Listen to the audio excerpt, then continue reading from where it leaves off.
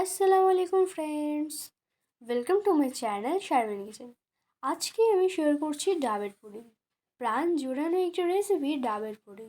ইফতারে এরকম একটা ডেজার্ট হলে আমাদের এনার্জি বাড়বে। এরকম ঠান্ডা ঠান্ডা একটি ডেজার্ট হলে ইফতারে সকলের কলিজা ঠান্ডা হয়ে যাবে। এটা বানানো খুবই ইজি, তো চলুন দেখে নেওয়া যাক আজকের রেসিপি।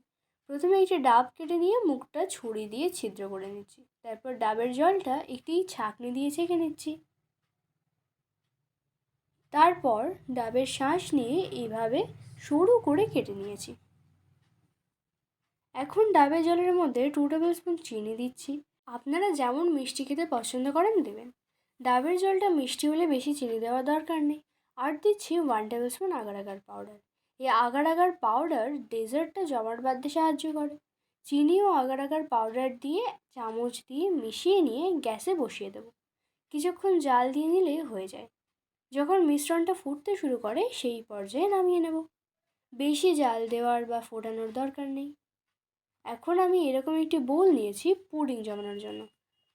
আপনারা আপনাদের পছন্দ মতো যে কোনো পাত্র নিতে পারেন। এখন সরু করে কেটে রাখা নারকেলের টুকরোগুলো নিচে রাখছি। তারপর ডাবের মিশ্রণটা ঢেলে দিচ্ছি।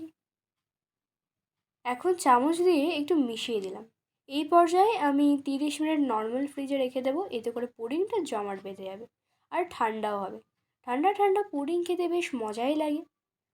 30 মিনিট পর দেখুন পুডিং সুন্দর জমাট বেঁধে গেছে। এখন একটি প্লেটের উপর উল্টে নিলেই ইজিভাবে উঠে আসবে। দেখুন কত সুন্দর লাগছে আমার পুডিংটা।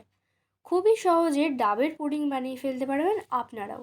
ডাবের এই পুডিং খেতে অনেক মজার হয়। সারাদিন রোজা রাখার পর ঠান্ডা ঠান্ডা ডাবের এরকম পুডিং হলে আপনার প্রাণ জুড়িয়ে যাবে। আজকের ভিডিওটি কেমন লেগেছে কমেন্ট করে জানাবেন। ভিডিওটি ভালো লাগলে লাইক শেয়ার করে দেবেন। আর আমার চ্যানেলের নতুন সদস্য হয়ে থাকলে চ্যানেলটি সাবস্ক্রাইব করে পাশে থাকার অনুরোধ রইল। সকলে ভালো থাকবেন, সুস্থ থাকবেন। আবার দেখা হচ্ছে নেক্সট ভিডিওর সাথে। Thanks for watching.